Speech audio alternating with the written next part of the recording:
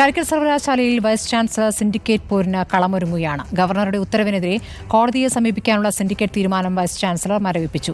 2 ദിവസം മുൻപാണ് ഗവർണറുടെ നോമിനിയായി പുതിയ വൈസ് ചാൻസലർ ചുമതലയേറ്റത്. ഉത്തരവിനെതിരെ ഹൈക്കോടതിയെ സമീപിക്കാൻ സിൻഡിക്കേറ്റ് തീരുമാനിച്ചിരുന്നു. സാനിയോ മനോമിയാണ് വിവരങ്ങളുമായുള്ളത്. സാനിയോ, എന്താണ് ഇപ്പോഴത്തെ ഏറ്റവും പുതുവിലെ തർക്കം?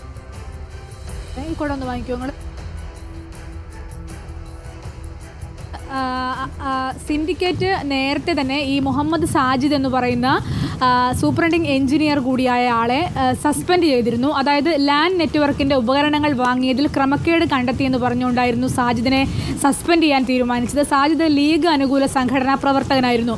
എന്നാൽ അദ്ദേഹം ഗവർണറെ സമീപിച്ചതിനെ തുടർന്ന് ഇത്തരത്തിൽ ഒരു അഴിമതി നടന്നിട്ടില്ല. അതുകൊണ്ട് തന്നെ സസ്പെൻഷൻ റദ്ദാക്കുകയായിരുന്നു ഗവർണർ ചെയ്തത്.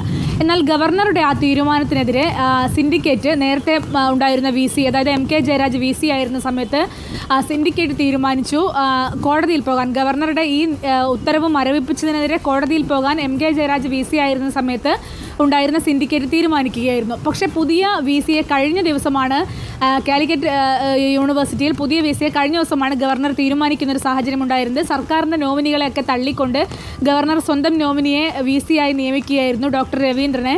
അദ്ദേഹമാണ് ഏറ്റവും ആദ്യത്തെ തീരുമാനം എന്ന നിലയ്ക്ക് ഈ ഹൈക്കോടതിയെ സമീപിക്കാനുള്ള തീരുമാനം വെട്ടുന്നത്. അതായത് സിൻഡിക്കേറ്റിൻ്റെ തീരുമാനം വെട്ടിക്കൊണ്ട് അദ്ദേഹം അതിൻ്റെ ആവശ്യമില്ല, അനാവശ്യ ചെലവുകൾ വരുത്തി വെക്കേണ്ടതില്ല എന്ന് പറഞ്ഞുകൊണ്ടാണ് വെട്ടുന്ന സാഹചര്യം ഉണ്ടായത്.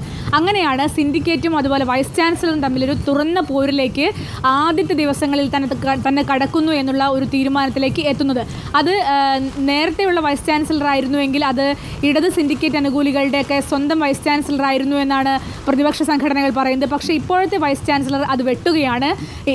ഇടത് സിൻഡിക്കേറ്റിൻ്റെ തെറ്റായ തീരുമാനങ്ങളൊക്കെ വെട്ടുകയാണ്. അങ്ങനെയെങ്കിൽ ഇനി ഭാവിയിൽ വരുന്ന ദിവസങ്ങളിൽ ഒരു വലിയ തുറന്ന പോരിലേക്ക് തന്നെയായിരിക്കും സർവകലാശാല വൈസ് ചാൻസലറും അതുപോലെ സിൻഡിക്കേറ്റും പോവുക എന്നാണ് നമ്മൾ മനസ്സിലാക്കുന്നത്. ശരി, സാനിയോ മനോമിയാണ് വിവരങ്ങൾ നൽകിയത്. കാലിക്കറ്റ് സർവകലാശാലയിൽ വൈസ് ചാൻസലർ സിൻഡിക്കേറ്റ് പോരിന് കളമൊരുങ്ങുകയാണ്.